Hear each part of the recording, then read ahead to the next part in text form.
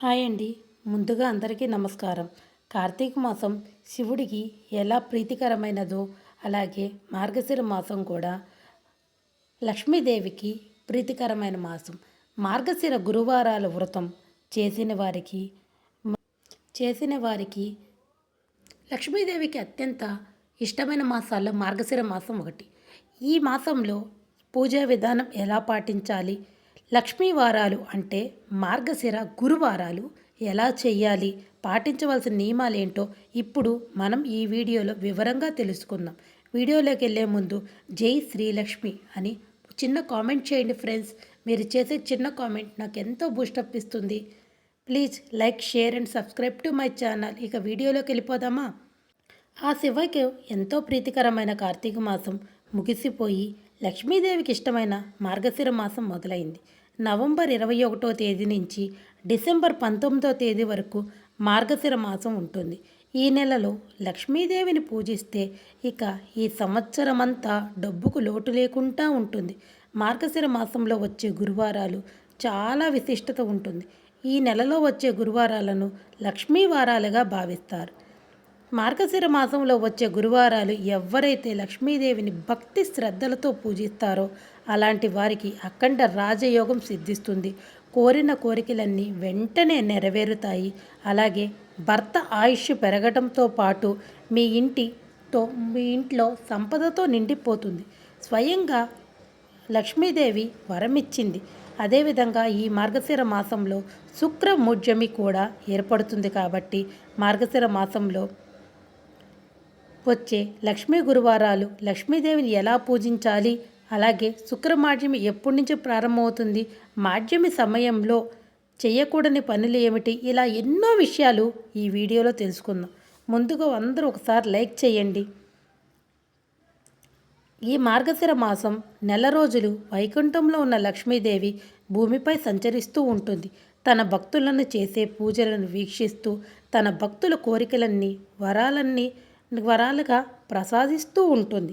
సాధారణంగా శుక్రవారం నాడు లక్ష్మీదేవిని పూజిస్తాం.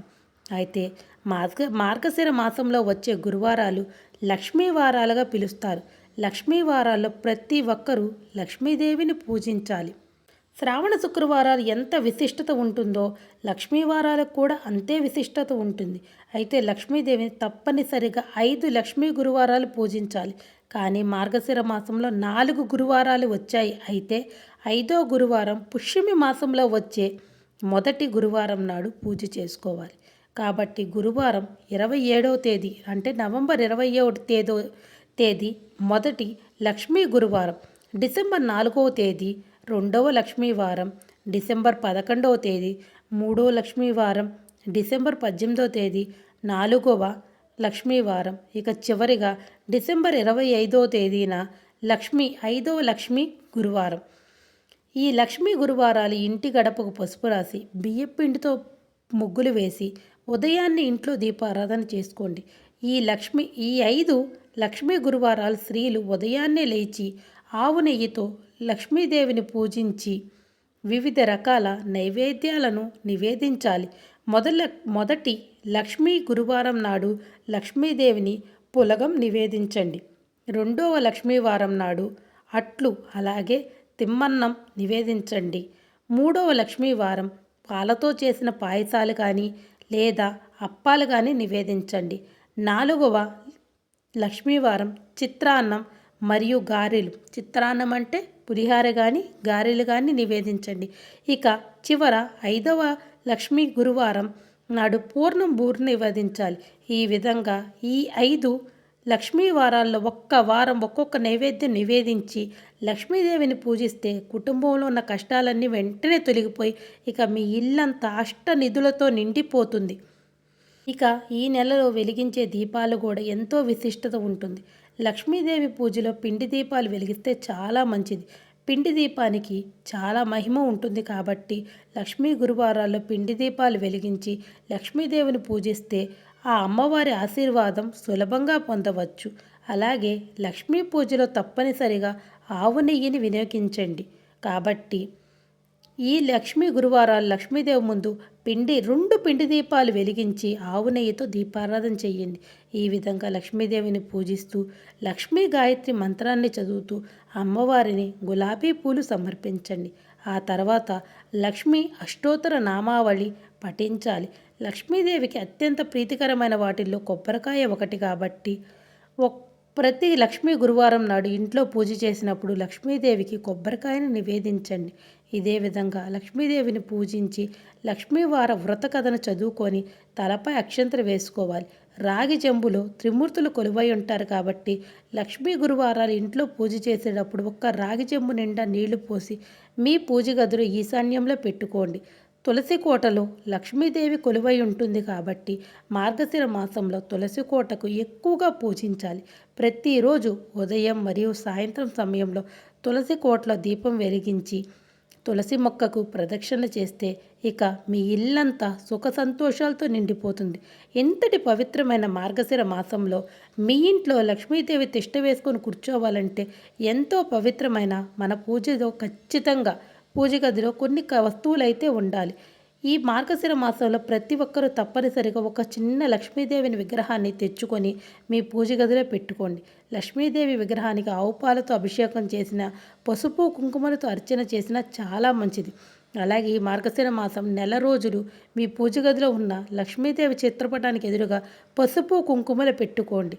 స్త్రీలు ఉదయం స్నానం చేసిన తర్వాత మీ పూజ గదిలో ఉన్న కుంకుమను పాపిటిలో పెట్టుకొని మీ మంగళసూత్రానికి కూడా పసుపు రాసి కుంకుమ బొట్లు పెట్టుకోండి. ఈ మార్గశిర మాసంలో ఎవరైతే ఇలా చేస్తారో అలాంటి స్త్రీలకు దీర్ఘ సుమంగళి యోగం సిద్ధిస్తుంది. లక్ష్మీదేవి భర్త విష్ణుమూర్తి ఎక్కడ ఉంటే లక్ష్మీదేవి అక్కడ స్థిర నివాసం ఉంటుంది కాబట్టి ఈ మార్గశిర మాసంలో తప్పనిసరిగా ఒక చిన్న తాబేలు విగ్రహాన్ని తెచ్చుకొని మీ పూజ గదిలో పెట్టుకోండి. తాబేలు విష్ణుమూర్తి స్వరూపం. మీ పూజగలో ఉత్తర దిశలో తాబేలు విగ్రహం పెట్టుకుంటే అనవసరపు ఖర్చులు తగ్గి మీ ఇంటి ఆదాయం విపరీతంగా పెరుగుతుంది. అలాగే మీ పూజ గదిలో తప్పనిసరిగా పసుపుతో కలిపిన అక్షంతలు పెట్టుకోవాలి. పూజ గదిలో ఉండే అక్షంతలు ఎంతో దైవశక్తి ఉంటుంది కాబట్టి మార్గశిర మాసం నెల రోజులు ఉదయం స్నానం చేసిన తర్వాత పూజ గదిలో ఉన్న అక్షంతలను తలపై వేసుకొని లక్ష్మీదేవికి నమస్కారం చేసుకుంటే ఆ లక్ష్మీదేవి అనుగ్రహం వెంటనే కలుగుతుంది. ఇక అత్యంత పవిత్రమైన వాటిల్లో గంగాజలం ఒకటి. మార్గశిర మాసంలో గంగాజలాన్ని మీ ఇంటికి తెచ్చుకొని ప్రతి గురువారం మీ ఇల్లంతా గంగాజలాన్ని చల్లుకోండి. తద్వారా మీ ఇంట్లో ఉన్న దరిద్ర దేవత బయటికి వెళ్ళిపోయి మీ ఇంట్లోకి లక్ష్మీదేవి అడుగు పెడుతుంది. అలాగే ప్రతి ఒక్కరు పూజ గదిలో ఖచ్చితంగా నెమలికలు ఉండాలి. ఇక దీపారాధన చేసేటప్పుడు పూజ గదిలో ఉన్న నెమలిక పింఛంతో లక్ష్మీదేవిని గాలి విసిరితే ఆ లక్ష్మీదేవి ఎంతో సంతోషించి మీ ఇంటిపై కనకవర్షం కురిపిస్తుంది. అలాగే వాస్తు ప్రకారం మీ ఇంట్లో బీరువాలో డబ్బు దాచే ప్రదేశంలో నెమలికలు పెట్టుకోండి. ఆర్థికంగా బాగా అభివృద్ధి చెందుతారు. ఇక నవంబర్ 30వ తేదీ శుక్రవారం శుక్రమూఢ్యమి ప్రారంభమవుతుంది. ఈ నెల నవంబర్ 30వ తేదీ నుంచి వచ్చే సంవత్సరం ఫిబ్రవరి 13 వరకు శుక్రమూఢ్యమి ఏర్పడింది. సుమారుగా 76 రోజుల పాటు శుక్రమూఢ్యమి ఉంటుంది. ఈ శుక్రమూఢ్యమి ఉన్న రోజులు ఎలాంటి శుభకార్యం నిర్వహించకూడదు.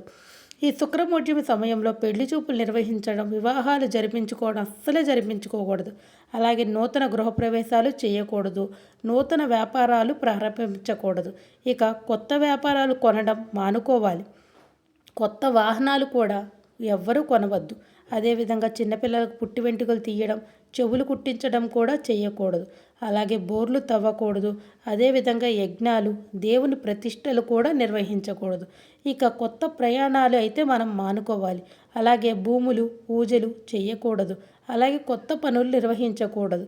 ఈ మూఢ్యమి సమయంలో ఇలాంటి వాటికి దూరంగా ఉంటే సరిపోతుంది. అయితే శుక్రమూఢ్యమి సమయంలో ఎలాంటి పనులు చేయాలంటే శ్రీమంతం వేడుకలు, చిన్నపిల్లలకు నామకరణం, అన్నప్రాసన వేడుకలు చేసుకోవచ్చు. నవగ్రహ శాంతులు మరియు హోమాలు చేసుకోవచ్చు. పాత ఇంటికి మరమ్మతులు చేసుకోవచ్చు. ఇదే విధంగా ఈ శుక్రమూఢ్యమి ప్రతి ఒక్కరూ తగిన జాగ్రత్తలు తీసుకోవాలి. అలాగే ఈ మార్గశిర మాసంలో వచ్చే ప్రతి గురువారం నాడు అంటే ప్రతి లక్ష్మీవారం నాడు స్త్రీలు కొన్ని నియమాలనేవి ఖచ్చితంగా పాటించాలి. ప్రతి గురువారం స్త్రీలు తలస్నానం చేయాలి. ఈరోజు తలస్నానం చేసేటప్పుడు తలకి మాత్రం షాంపూ పెట్టుకోకూడదు. చన్నీటితోనే తలస్నానం చేయాలి. ఇంట్లో పూజ చేసుకోవాలి. అలాగే దువ్వెనతో జుట్టును దువ్వి తలను చిక్కు తీసుకోకూడదు. అలాగే గురువారం పొరపాటును కూడా తలకు నూనె పెట్టకూడదు. ఇదే విధంగా మార్గశిర మాసంలో వచ్చే లక్ష్మీ వారంలో ఎవరైతే లక్ష్మీదేవిని పూజ చేస్తారో వారు వాళ్ళింట్లో ఉన్న చిన్నపిల్లను ఆడపిల్లలను మీద దురుసుగా ప్రవర్తించడం, కొట్టడం, తిట్టడం చేయకూడదు. ఇది మార్గశిర మాసంలో వచ్చే వ్రత కథలో మనకి లక్ష్మీదేవి స్వయంగా చెప్పింది. లక్ష్మీదేవి చెప్పిన మాట, ఎవరైతే ఆడపిల్లల్ని చీపిరితో కొడతారో వాళ్ళింట్లో నేనుండను, వాళ్ళ నైవేద్యం నేను స్వీకరించను అని స్వయంగా అమ్మవారే చెప్పిన మాట. సో మన ఇంట్లో ఉన్న ఆడపిల్లల్ని మనం లక్ష్మీదేవులుగా భావించి వాళ్ళ మీద దురుసుగా ప్రవర్తించకండి, తిట్టకండి, అలాగే చీపిరితో కొట్టకండి. నేను మార్గశిర గురువారం వ్రత కథ వేరే వీడియోలో మీకు షేర్ చేస్తాను. అప్పటి వరకు ఈ నియమాలు పాటించి రేపు మొదటి గురువారం అందరూ మంచిగా పూజ చేసుకోవాలని, ఆ లక్ష్మీదేవి అనుగ్రహం మీపైన ఉండాలని కోరుకుంటున్నాను. రేపు మరొక వీడియోతో మీ ముందుకు వస్తాను. అప్పటి వరకు సెలవు. జై శ్రీరామ్. మా వీడియోస్ మీకు కావాలి అంటే ప్లీజ్ లైక్ చేయండి, షేర్ చేయండి, సబ్స్క్రైబ్ చేయండి. సబ్స్క్రైబ్ చేసినప్పుడు పక్కనే ఉన్న బెల్ ఐకాన్ని ప్రెస్ చేయడం ద్వారా మేము ఏ కొత్త వీడియో పెట్టినా నోటిఫికేషన్ ద్వారా మీ వరకు వస్తుంది. ఏ వీడియో కూడా మిస్ అవ్వరు.